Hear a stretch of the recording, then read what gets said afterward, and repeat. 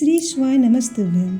श्री कांवर शिव महापुराण की कथा जो रायपुर छत्तीसगढ़ में चल रही है, आज चौथे दिन की कथा पूर्ण हो चुकी है, जिसमें गुरुजी ने एक उपाय कांवर से जुड़ी कुछ महत्वपूर्ण जानकारी बताई। यदि किसी कारणवश आप ये कथा न सुन पाए हो तो इस छोटी सी वीडियो में आपको पूरी कथा की जानकारी मिल जाएगी।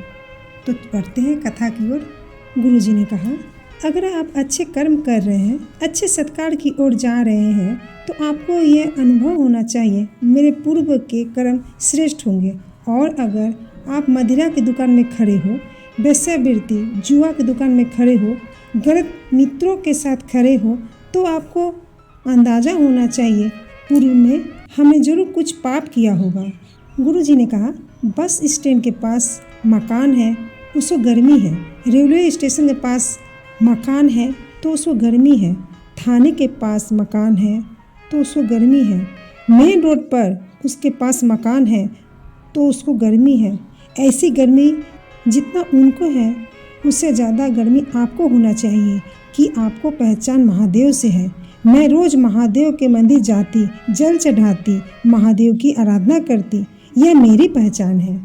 आज गुरुजी सीतेश्वर महादेव का वर्णन किए। ये नैनीताल के वन क्षेत्र सीताबनी में है।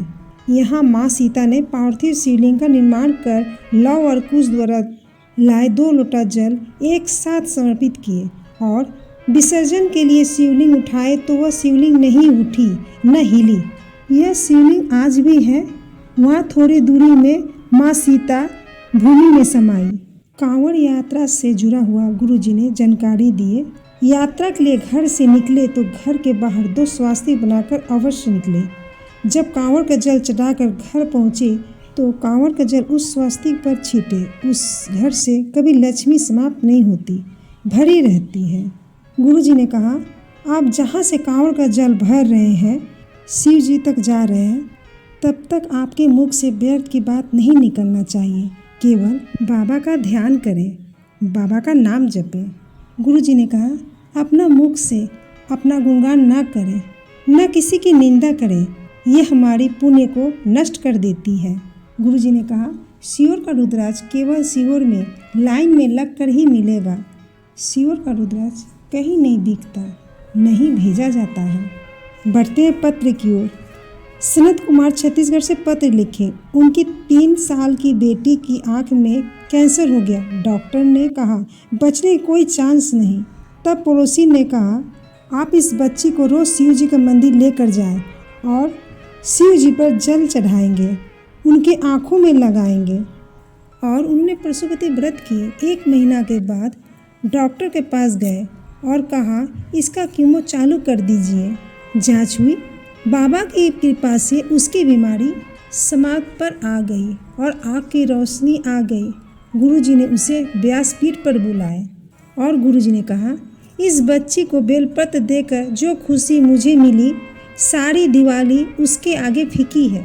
दूसरा पत्र किरण अग्रवाल छत्तीसगढ़ से पत्र लिखी। उनकी बेटी सीए फाइनल की परीक्षा दे रही थी। वह अटक जा रही थी। वह हिम्मत हार गई। अपनी माँ से कहा, मैं अब तैयारी नहीं करूँगी। फिर उनकी माँ ने कहा, शिव जी पर बेलपत्र के बीच वाली पत्ती पर शहद लगाकर शिव जी पर चढ़ा और ज़्यादा मेहनत कर। वह पशुपति व्रत भी किए, एग्ज़ाम दिए। 2 साल से वह नहीं निकल पा रही थी। उनकी बेटी सीए बन गई। तीसरा पत्र रायपुर से एक महिला ने पत्र लिखी। सीहोर वाले महाराज कहते हैं, जो भी कथा में बैठकर बोले महादेव उसे देते हैं। वह भी रायपुर में कथा में 1 दिन के लिए बैठ गई और कहा, मेरे पास साइकिल भी नहीं है। अगर तू 4 व्हीलर गाड़ी दे दिया तो जहाँ कथा होगी वहाँ मैं जाकर कथा सुनूंगी। बाबा ने उसे 4 व्हीलर गाड़ी दे दी। वह कथा सुनने कथा पंडाल में आई। चौथा पत्र अमृता जी पत्र लिखी, जो यूपी से आई। उनकी तबीयत ठीक नहीं रहती थी। उनके पति भी नहीं है। उनके 2 छोटे छोटे बेटे हैं। दोनों बेटे टीवी के सामने बैठकर कथा सुनकर शिव जी पर जल चढ़ाकर और बेलपत्र अपनी माँ को देते। उन्होंने डॉक्टर को दिखाया पर आराम नहीं मिला। उतना पैसा नहीं था कि बड़े डॉक्टर को दिखा सके। बाबा ने उनकी बीमारी ठीक कर दी। बच्चों को उनके पापा ने पहले जो पैसे दिए थे गुल्लक में रखे थे वह गुल्लक फोड़ के पैसे निकाल कर कथा सुनने आए। गुरुजी ने पत्र पढ़ने के बाद भावुक हो गए, रोने लगे। गुरुजी ने कहा, महादेव को मालूम है कि उनकी गुल्लक छोटी है, पर मैं जब दूंगा मेरी गुल्लक छोटी नहीं। जमीन में पड़े पत्थर को भी तराश के मेरा महादेव हीरा बना देते।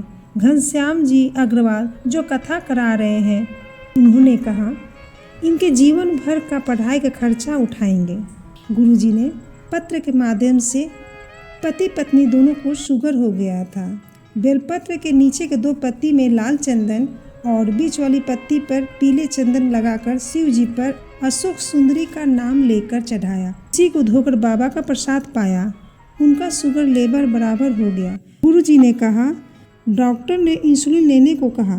इंसुलिन लेने के बाद किसका इंसुलिन बंद हुआ है और बिना दवाई के उनका इंसुलिन बंद हो गया।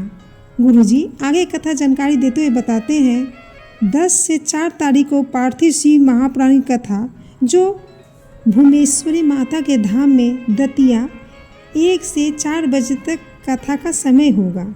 करते हैं आपको ये छोटी सी वीडियो जरूर पसंद आई होगी। श्री शिवाय नमस्तुभ्यम। हर हर महादेव।